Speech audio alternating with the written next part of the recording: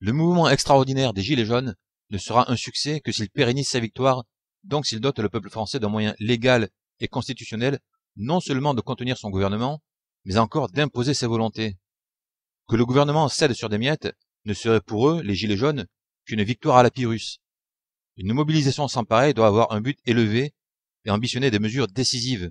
Elle doit obtenir de ne plus être elle-même nécessaire à l'avenir. Elle doit assurer au peuple français le moyen d'être entendu et obéi de son gouvernement sans avoir à s'insurger, ce qui n'arrive pas souvent et est vain quand cela arrive.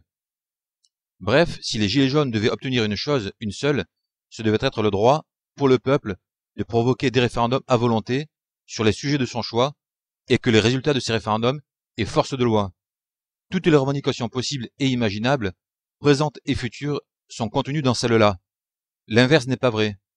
Dans la mesure où le gouvernement ne démissionnera pas, quelle que soit la pression, à moins d'une véritable insurrection, et où sa démission même, quoique jouissive, n'offrirait aucune satisfaction concrète et aucune garantie face à ses successeurs, le but est moins de le pousser à démissionner qu'à capituler sans condition devant le peuple, dont il est supposé être l'instrument et non le fléau, et qu'à céder à ses exigences. Mais il cédera d'autant plus facilement que ces exigences seront limitées, claires, indiscutablement légitimes et universellement soutenues. La présente proposition a le mérite de ramener la démocratie à son véritable principe, le pouvoir du peuple, et par là même de révéler l'imposture actuelle et de désarmer les imposteurs. Que pourront opposer au peuple exigeant la souveraineté ceux qui défendent un système dans lequel il est souverain mais seulement sur le papier, c'est-à-dire ceux qui défendent un système qui n'est pas ce qu'ils proclament, face à ceux qui demandent juste qu'il soit ce qu'il prétend être. Les concepteurs du système soi-disant représentatif ont cru duper le peuple. Il est temps que le peuple montre qu'il n'est pas dupe de cette fausse démocratie et qu'il arrache le masque des hypocrites et des despotes afin que ceux-ci fassent amende honorable ou assument ouvertement d'être des ennemis du peuple. Pour que la proposition en question soit claire, elle doit pouvoir être nommée. Il s'agit de permettre que des référendums soient provoqués à l'initiative d'un certain nombre de citoyens issus du peuple, un nombre conséquent, par exemple 500 000, témoignant de l'intérêt suscité par le problème soulevé. Cette disposition est connue sous deux noms, référendum d'initiative citoyenne, RIC, ou référendum d'initiative populaire, RIP. Il faut opter pour l'une ou l'autre de ces formules, a priori synonymes. Un référendum d'initiative citoyenne suppose que les signataires sont citoyens. Ce terme est d'autant plus choquant qu'il ne choque personne. Il est vrai que nous sommes supposés être des citoyens. Mais qu'est-ce qu'un citoyen?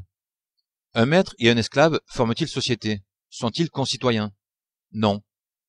Et que sont les riches par rapport aux pauvres? Les oppresseurs par rapport à ceux qu'ils oppriment? Les exploiteurs par rapport à ceux qu'ils exploitent? Les voleurs par rapport à ceux qu'ils ont volés? Ceux qui ont tous les droits par rapport à ceux qu'ils ont dépouillés? Forment-ils société? Sont-ils concitoyens? Pas davantage. Il n'y a pas de société digne de ce nom, pas de citoyens au vrai sens du terme dans l'inégalité en droit. Et il n'y a pas d'égalité possible dans le système monétaire. L'égalité bien comprise, celle des citoyens en devoir et en droit, n'est pas impossible en soi, mais elle implique de sortir du système monétaire, donc de savoir pourquoi et comment. C'est là un autre sujet et un prochain combat. Pour l'heure, il importe de comprendre pourquoi donner du citoyen à des gens qui ne le sont pas en réalité est dangereux, pourquoi c'est un piège. En fait, il s'agit du même type de piège que celui qui consiste à appeler démocratie un système politique qui n'en est pas une. De manière générale, ce type de piège est appelé novlangue. La novlangue consiste à désigner une chose par le mot qui désigne son contraire, ou à associer un mot sensé à un concept vide de sens, ou encore à désigner une chose grave par un mot ou une expression insipide. Bref, la novlangue, c'est la manipulation des mots avec lesquels on pense afin d'empêcher les gens de penser correctement. Plus un système tyrannique est perfide, plus il y a recours. Plus un système est perfide, plus il y a recours, plus il est tyrannique. La première façon de déjouer une tyrannie est donc de ne pas accepter son vocabulaire, de redonner leur vrai sens aux mots, d'appeler les choses par leur nom. Adopter le langage et les sophismes de l'ennemi, c'est être ligoté dans sa tête et ne pas pouvoir se révolter ou être vaincu d'avance. Nous sommes dans cette situation. Il est facile d'éviter un piège une fois celui-ci mis en évidence. On ne tombe que dans les pièges que l'on a vus, et surtout dans ceux que l'on ne veut pas voir. Le piège du mot démocratie, tel qu'il est employé par le système, est aujourd'hui éventé dans une certaine mesure. Le système soi-disant représentatif, qui n'est que le gouvernement des ultra-riches, s'est affublé du titre de démocratie pour se donner un air populaire et que personne ne lutte pour la véritable démocratie, sous prétexte qu'elle existe déjà. Opposer à la démocratie en mots, la démocratie en fait, est le coup le plus rude qui puisse être porté au système. Toutefois, une conception plus populaire de la démocratie n'est toujours pas la démocratie. C'est encore une illusion. Il n'y a pas de démocratie authentique et absolue possible dans un système monétaire inégalitaire par nature, donc oligarchique ou plutocratique. La souveraineté du peuple est une vue de l'esprit dans un système qui génère des riches auxquels il donne le pouvoir ou auxquels il permet de le prendre. Le peuple ne peut qu'espérer avoir voix au chapitre pour les contenir un minimum. Du reste, comment pourrait-il y avoir une vraie démocratie sans vrais citoyens? L'égalité fait les citoyens qui font la société et la démocratie. Tout est lié. De même, la monnaie fait l'inégalité qui défait la société, sur le fond, pas sur la forme, ce qui maintient l'illusion, qui défait la société, dis-je, sans laquelle il n'y a ni citoyen ni démocratie.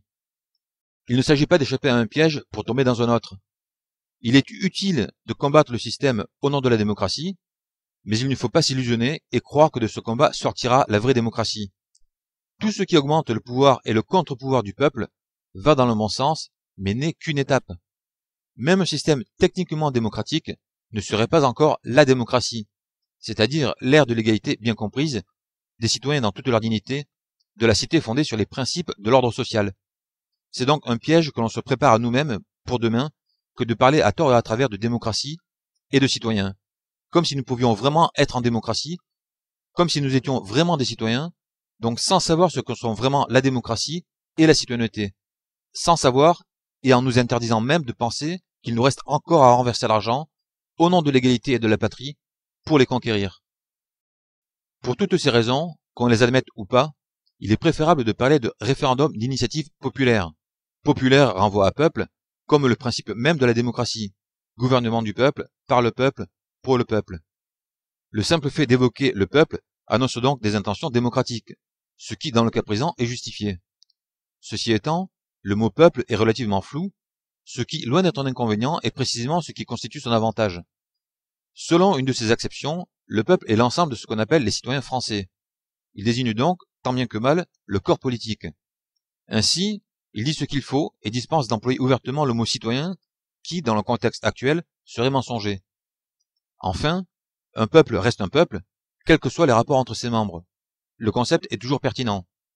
Inégalité ou égalité, le RIP resterait le RIP. À l'inverse, des citoyens, au vrai sens du terme, ont entre eux des rapports bien précis, ceux qui découlent de l'acte d'association politique et que le système monétaire sape. De sorte que, si rien ne peut empêcher d'utiliser ce mot, puisqu'il existe, l'utiliser pour désigner des gens qui n'ont pas ces rapports et ignorent même quels ils doivent être, n'est pas fait pour qu'ils s'interrogent et l'apprennent. RIC serait un nom judicieux dans l'égalité, mais il est trompeur dans l'inégalité. Et l'erreur sur laquelle il repose, celle qui consiste à croire qu'il y a des citoyens dans l'inégalité, détournerait du combat pour l'égalité et la citoyenneté pleine et entière, donc contre l'argent, si bien que ce nom, en ouvrant une porte, en fermerait une autre, celle devant conduire au RIC bien nommé. La formule référendum d'initiative populaire est donc aussi juste que celle de référendum d'initiative citoyenne est dangereuse. Bien sûr, ceux qui prennent la citoyenneté pour une étiquette vide de sens ou sous laquelle on peut mettre n'importe quoi, n'entendront pas ce discours et contribueront à la galvauder un peu plus, comme on savonne pour d'autres la planche que l'on a trouvée savonnée pour soi. Il est cependant à espérer que ceux qui respirent pour la justice et la vérité ne prendront pas cette mise en garde à la légère, et que, à défaut d'être tout à fait convaincus, ils s'abstiendront par précaution. Et puis RIC, comme rictus ou Ric Hunter, fait doucement rigoler. Tandis que RIP, comme Resquiescat in pace, repose en paix, sonne le glas pour quelqu'un. Il serait bien la mort de la démocrature si le peuple parvenait à l'imposer. Tout un symbole.